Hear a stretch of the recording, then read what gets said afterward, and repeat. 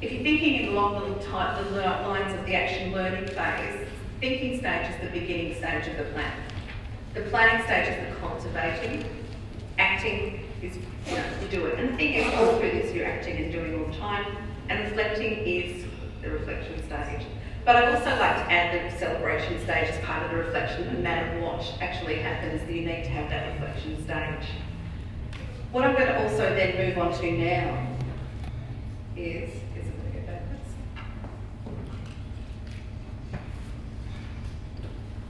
In your handout as well, I've given you a template for planning and teaching. Now this is very much works along the lines of the action learning cycle. So when we're doing the thinking stage, there are 3 key questions that we can learn and we can actually ask as we're planning.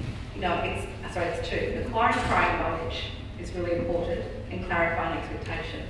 In the planning stage, tuning in, information producing and information processing is really important.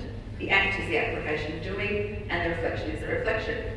But how does that actually work? I mean, as I said, this is not just for planning, the work that you do, take into account the context for learning as well as the conditions for learning. This is what you can do as colleagues when doing the planning within your teams for anything. This is also something that you do outside of school. I mean, this is what I do within my own business. When I'm actually trying to sort of, I suppose, develop presentations, you sort of look at, what knowledge am I assuming? What knowledge do I have and do I bring to this? What sort of expectations am I trying to clarify at this point in time? I find that this actually works really well when you're planning a unit or you're doing some more independent work where young people are actually planning their own learning. It's an opportunity for them to actually work through those questions and say, okay, well, what am I bringing to this project? I want to do this. I've got an opportunity to do whatever I want. This is what I want to do. Then clarify expectations so the students go, this is what I expect at the end. Again, it's aiming high but achievable. Tuning in is the activities that we do to hook them into what they do. And this is if it's independent learning. What are they actually going to need to do that's going to hook them into the work and the learning that they do? This is very much where you bring in the conditions for learning. You make sure that the conditions are right for the expectations that they've set. The information producing is where you help them if they need it, where they access the information. It's where they learn to be resourceful. And that's really, really very vital at this point in time in the work. The information processing is the understanding it. Often what we do is we jump processes in the work that we do and the planning that we're doing. If we're planning something and we think, well, they might be able to get information, but what skills and tools are they going to need to be able to process that information that's going to take them forward? What do I need as a teacher to be able to do that? And it's those questions that you ask in this frame of planning within that action learning cycle because you're still reflecting. So when asking that question, I'm never reflecting, well, if I'm trying to help them understand it, maybe I actually need to show them something, a video. That actually can help them understand the way that the resources they've brought together, because about that ocean, is it about pollution? They've gathered all this information, but if I show them a video of it, that's actually going to help them process the information, get them started and engaged in that.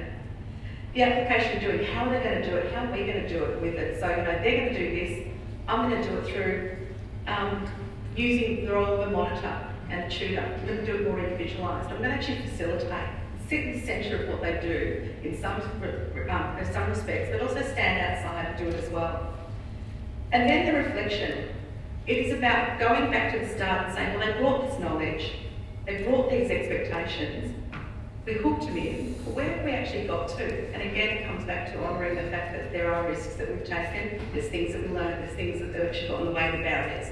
So that's very much, so that using the action learning cycle and planning absolutely anything, this actually can work. Now, what I think, having taken this, one example I just want to show you, and I wanted to bring to you a particular framework that I've worked in. I don't know if anyone's ever heard of the Are You Mad program, Are You Making a Difference? Yeah?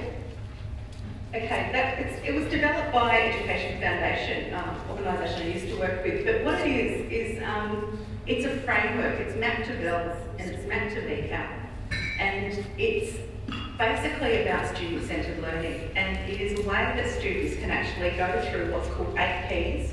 to learning, and it is based around an action learning cycle where the end point is reflection and celebration, and it comes from their passions.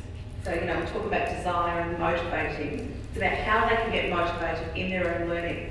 And it used, at one point I actually used the framework with corporate training, where some people found it on the website, rang up and said, we've got 500 staff we want to put through a PD. We actually want them to do environmental work within our building. Can you actually come and run this? Are you mad? 5-year-olds have used it, and then we have people working in the business world use it. So it's a really flexible framework. Where I have seen it work really well are things like even SRC, student representative groups, in actually looking at how they can drive agendas within their school as a school group. But where I think works even better is in VCAL and CGA, if you run that. Because what it is that, you know, within those curriculum frameworks, young people have to decide what they want to do to work and connect with the community. It can be done from the work they have to do through VET. It can be done through the personal learning stream, personal development. But it can also be done with literacy and numeracy. It is just moves across the board. What I'm going to do is I've got 6 copies of this. I'll just dump one on each table. It's got the website and it'll help you actually understand where we sit. It can be accessed from that website. You might have a look at it, but there are 8 keys. It's very straightforward. You can actually have people come out. I'm not trying to sell it, but I'm just demonstrating it as a really good action learning framework. So what I've actually done is put that actual program, that framework, into this actual template. So for acquiring knowledge, there's actually one of the first keys or first actions is a values and visions workshop that you can actually run, where you can actually gather the right information about what these young people have. That is the #1 thing of actually connecting to their life worlds. You get an instantaneous opportunity to see what their values and vision is for the world, for their community, for themselves. You gather that information, then it can help you get to the next point. Clarifying expectations is about them working with them to understand in this context. It could be that it's an environmental issue that they actually want to work on within their school. So you then clarify expectations. What do you want to achieve through this? You know, where do you want to head with this? What do we do? And one of the keys actually works on that. Tuning in. Again, there's an activity in there that's called Change Not Charity. It's about working to not give people money from a giving perspective, if you're looking at sort of a philanthropic view, but it's about how we change the world through the actions that we do as young people. Information producing, how to create a project, gives them tools and mechanisms and frameworks for which to do that. Information process, planning change, setting goals, how you actually set goals that are going to be achievable, but also where you can actually engage your peer groups. Doing it, there's a lot of information there about getting what you need, how to be resourceful, how to actually pull what you need in, how to communicate with people doing that. And then of course you get into the reflection stage, and that's the biggest one. We used to have mad days where we'd actually have whole schools doing activities to do with celebrating what they've actually tried to achieve during that period of time. What we did find though is, you know, 5-year-olds in prep would do something like they wanted to care for the wildlife outside of their school, so they made toys for sick animals. It's really simple, but what it was, they were connected to it. We're connected to their life world. For them, if you're sick, you need a toy.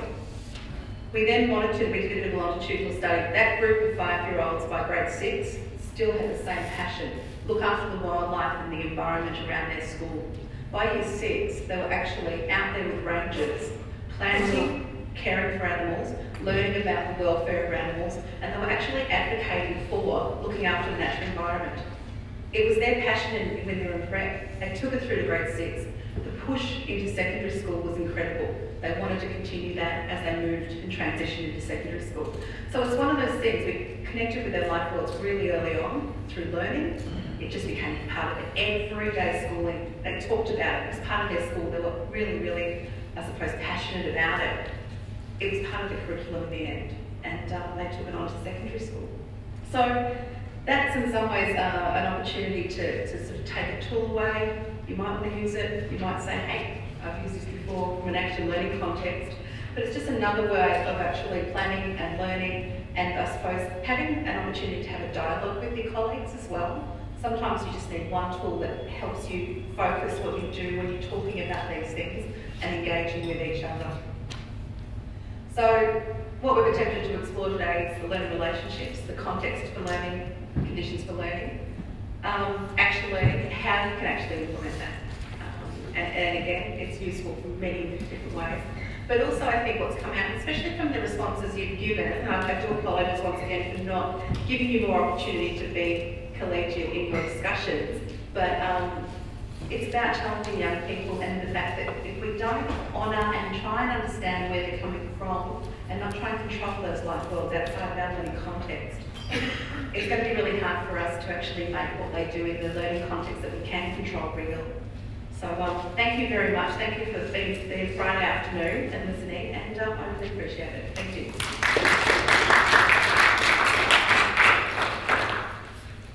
Thank you very much, Louisa. I'm sure we're all very grateful to you coming out and sharing those ideas and the breadth of your experience that you bring to it as well. Thank you very much. I'm going to spend quite a bit of time going back over this handout, thinking some more. So I just invite you to sit tight for a second while the other groups join us, and perhaps fill out your evaluation sheet in preparation for getting your certificate of participation, and we'll be drawing the prizes